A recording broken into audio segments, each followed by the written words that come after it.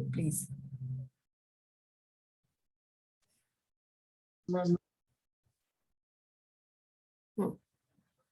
आपके बाकी के सब्जेक्ट्स के सिलेबस हो चुके हैं ना कंप्लीट? No ma'am.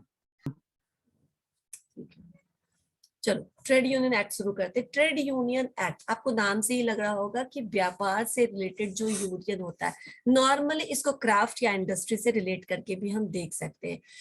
इतना ज्यादा डिटेल में तुम्हें जाने की जरूरत नहीं है, इसलिए मैंने वो दूसरा भी एक है जो आपके लिए नहीं है एक्चुअली, वो किसके लिए है, वो बीबीए वाले बच्चों के लिए, ठीक है ना। उनको ट्रेड यूनियन एक्ट नहीं पढ़ना था, मैंने आपको बताया था ना कि उनको ट्रेड यूनियन पढ़ना है, ट्रेड यूनियन एक्ट आप लोगों को पढ़ना है।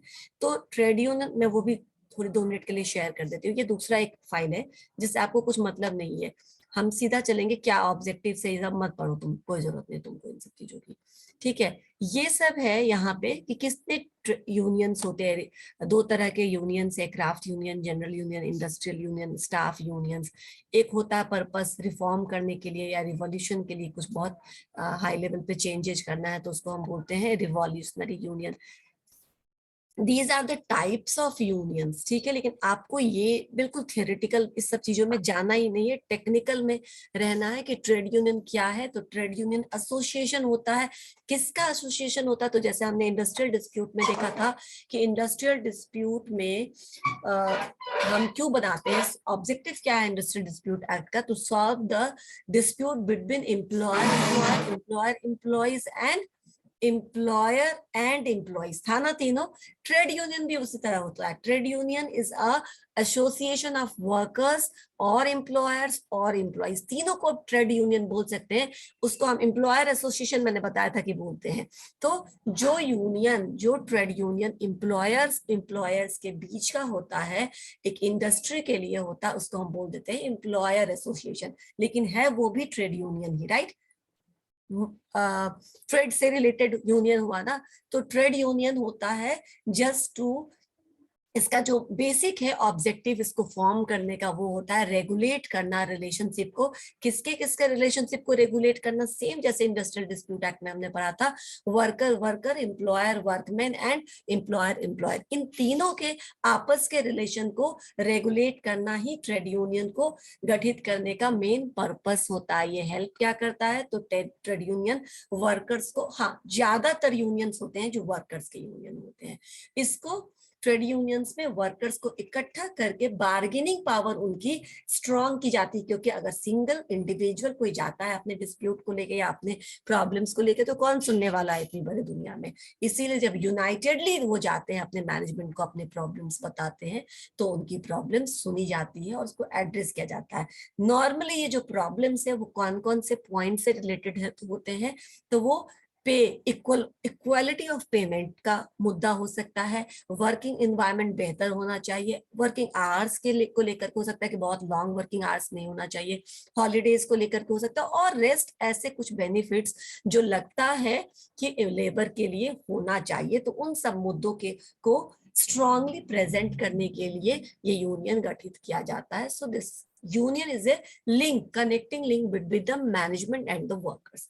यहाँ तो कुछ भी दिक्कत नहीं हुआ होगा तुम लोग को समझने में, क्योंकि ये ऑलरेडी हम डिस्प्यूट एक्ट में ये सब चीज बता चुके हैं। चलो एक एक पॉइंट करके चलते आगे। Scope and coverage, all over India में ये ट्रेड यूनियन एक्ट क्या होता है? प्रिवेल करता है। जम्मू एंड कश्मीर में भी, ठीक है, ऑल ओवर इंडिया में ये प्रिवेल करता है।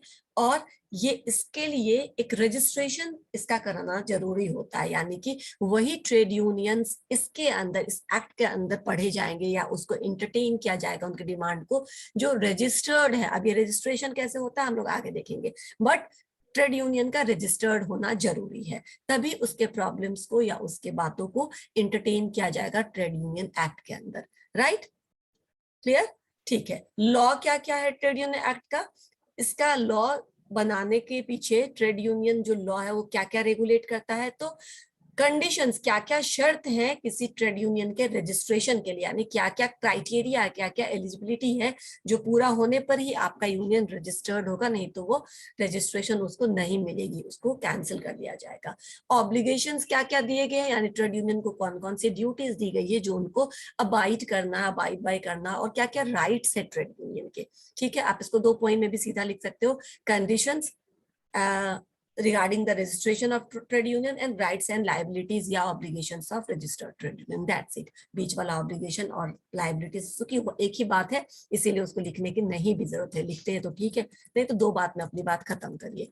डेफिनेशंस कुछ इंपॉर्टेंट है। एप्रोप्रिएट गवर्नमेंट, मेरी बात अगर कहीं भी नहीं समझ में आए तो रोकना, क्योंकि हो सकता है मैं थोड़ा फास्ट बोल रही होंगी। जहां नहीं समझ में आए मुझे प्लीज रोक के पूछ लेना, अदरवाइज मैं ऐसे ही पढ़ाते चली जाऊंगी। एप्रोप्रिएट गवर्नमेंट सेक्शन 2 में इन्होंने डिफाइन किया है। एप्रोप्रिएट गवर्नमेंट क्या, अगर ट्रेड यूनियन का वास्ता सिर्फ एक स्टेट के अंदर का है, ठीक है, ऐसे ट्रेड यूनियन जो सिर्फ एक स्टेट से रिलेटेड है, तो वहां पे एप्रोप्रिएट गवर्नमेंट स्टेट गवर्नमेंट होगा। और अगर वो इंडस्ट्री मल्टीपल स्टेट्स में है, डिफरेंट स्टेट्स में है, लाइक टाटा, ठीक है ना, बहुत सारे स्टेट्स में है इनकी इंडस्ट्रीज, गोदरेज, जो एक ही जगह ऑपरेट नहीं करते हैं, बहुत ज्यादा स्टेट में नेशनल लेवल, जैसे हमने उसने देखा था ना कि नेशनल लेवल का जो प्रॉब्लम वो नेशनल ट्रिब्यूनल में जाता है, उसी तरह वैसा ट्रेड यूनियन जो स्टेट वाइज, जो कंट्री वाइज प्रिवेल कर रहा हो, जिसके बहुत सारे ब्रांचेज स्टेट के कंट्री के अलग अलग स्टेट्स में है, तो वहां के लिए एजी हो जाएगा central government, otherwise state government. Clear? जिनका एक स्टेट बस में कन्फाइनमेंट है, जिनकी इंडस्ट्री का फैक्ट्री का, वो सिर्फ स्टेट गवर्नमेंट वहां का एजी होगा, और जिनमें मल्टीपल स्टेट्स में है उनका, उसके लिए जो एजी है वो हो जाएगा सेंट्रल गवर्नमेंट। क्लियर? एग्जीक्यूटिव्स किसको बोलेंगे? एग्जीक्यूटिव्स उसको बोला जाता है जिसमें रजिस्टर्ड ट्रेड यूनियन में अच्छा, ट्रेड यूनियन को भी तो मैनेज करने के लिए कुछ मैनेज एक्टिविटीज होते होंगे ना, उसके फंड्स को देखना, उसके मेंबरशिप देना लोगों को, ये सब काम जो होता है, तो एग्जीक्यूटिव्स उसको बोला जाता है जिनको ट्रेड यूनियन के मैनेजमेंट का एक्टिविटी का रिस्पॉन्सिबिलिटी दिया जाता है, उनको हम क्या बोलते हैं? एग्जीक्यूटिव्स बोलते हैं। क्लियर? क्लियर है? ठीक है। उसके बाद नेक्स्ट क्या है? सब लोगों का ऑफ क्यों है video? Not interested?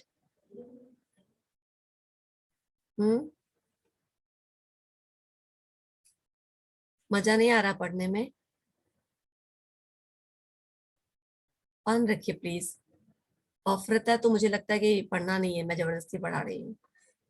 Okay, trade dispute. Trade dispute, कैसे डिस्प्यूट को हम ट्रेड डिस्प्यूट बोलते हैं, ये डिफाइन किया गया है ट्रेड यूनियन एक्ट में। एप्रोप्रिएट गवर्नमेंट उसको बोलेंगे, अगर सेंट्रल अगर वो बहुत सारे मल्टीपल स्टेट्स में तो सेंट्रल गवर्नमेंट, अगर एक स्टेट में कन्फाइन है तो स्टेट गवर्नमेंट वहां के लिए हो जाएगा एप्रोप्रिएट गवर्नमेंट। एग्जीक्यूटिव, जिनको मैनेजमेंट के ट्रेड यूनियन के एक्टिविटीज को मैनेज करने की रिस्पॉन्सिबिलिटी दी जाती है, वैसे लोगों को एग्जीक्यूटिव्स बोलते हैं।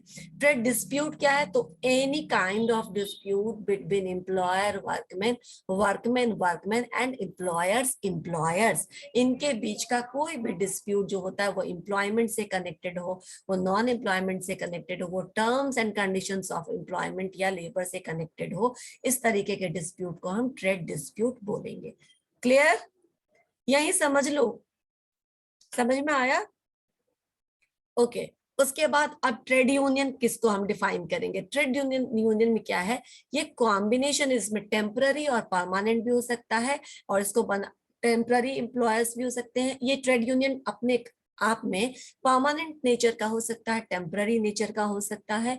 इसको क्या, इसका जो प्राइमरी पर्पस है इसको क्रिएट करने का, वो है रिलेशनशिप को रेगुलेट करना। आपको मालूम है कौन कौन से 3 पार्टीज है जिनके बीच के रिलेशनशिप्स को कंट्रोल करना है, बताने की जरूरत नहीं है, राइट? लिखा भी हुआ है यहाँ पे, workman employer and employer employees, इनके बीच के रिलेशनशिप को रेगुलेट करना एक पर्पस है, और दूसरा है मैम, या मैम ये पीडीएफ मैम ट्रेड यूनियन का शो कर रहा है मैम।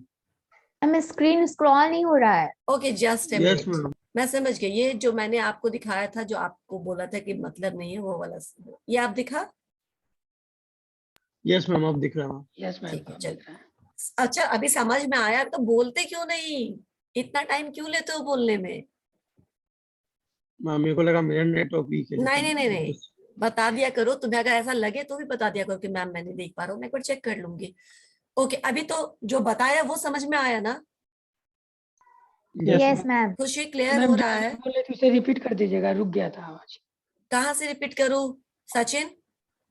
मैम जो अभी ट्रेड डिस्प्यूट बता रही थी हाँ, ना वो। ट्रेड डिस्प्यूट मतलब ट्रेड डिस्प्यूट किसको बोलते हैं? तो कोई भी डिस्प्यूट जो वर्कमैन के बीच में हो, जो वर्कमैन और एम्प्लॉयर के बीच में हो, या एम्प्लॉयर के बीच में हो, उसको हम ट्रेड डिस्प्यूट बोलेंगे। वो रिलेशन किस चीज से होना चाहिए? वो डिस्प्यूट का एम्प्लॉयमेंट से रिलेटेड डिस्प्यूट हो सकता है, नॉन एम्प्लॉयमेंट हो, लेकिन की तो आपस में दो वर्कमैन झगड़ रहे हैं, एम्प्लॉयमेंट का कोई बात नहीं है, लेकिन आप ही के ऑर्गेनाइजेशन में दो वर्कमैन अगर झगड़ रहे हैं, प्राइवेट कोई रीजन नहीं है, लेकिन कोई तीसरा रीजन है, ठीक है, जो एम्प्लॉयमेंट के इशू से रिलेटेड नहीं है लेकिन वर्क प्लेस से रिलेटेड है, ठीक है, या फिर terms and conditions of employment, इन तीनों चीज से जुड़ा हुआ अगर कोई भी झगड़ा झंझट है जो दो एम्प्लॉयर्स के बीच में है, दो वर्कर्स के बीच में है, या फिर एम्प्लॉयर एंड एम्प्लॉय के बीच में है, तो उसको हम ट्रेड डिस्प्यूट बोलेंगे। समझ में आया सचिन? अब okay ma'am, got it. Trade union मैंने क्या बताया? ट्रेड यूनियन तो एक तो हो गया कि regulate the behaviour of these three parties, and दूसरा रीजन है, दूसरा पर्पस है ट्रेड यूनियन का, imposing restrictive conditions on the conduct of any trade और बिजनेस। क्या मतलब? मतलब कि अगर कोई बिजनेस या कोई ट्रेड आप मनमानी नहीं कर सकते ना, ठीक है, आप किसी भी बिजनेस को करने में मनमानी नहीं कर सकते, तो चैम्बर ऑफ कॉमर्स द्वारा या फिर बार एसोसिएशन द्वारा, इस तरह के जो ये एसोसिएशन होते हैं वो क्या करते हैं, एक नियम कानून बनाते हैं जिसको सारे ही यूनियंस को या सारे ही इंडस्ट्रीज को या ट्रेड को चलाने वाले पर वो क्या होता है, एप्लीकेबल होता है। यानी अगर आप कुछ कोई गलत काम कर रहा है तो आप उसको कैसे रिस्ट्रिक्ट करोगे? By formulating rules. तो ऐसे रूल्स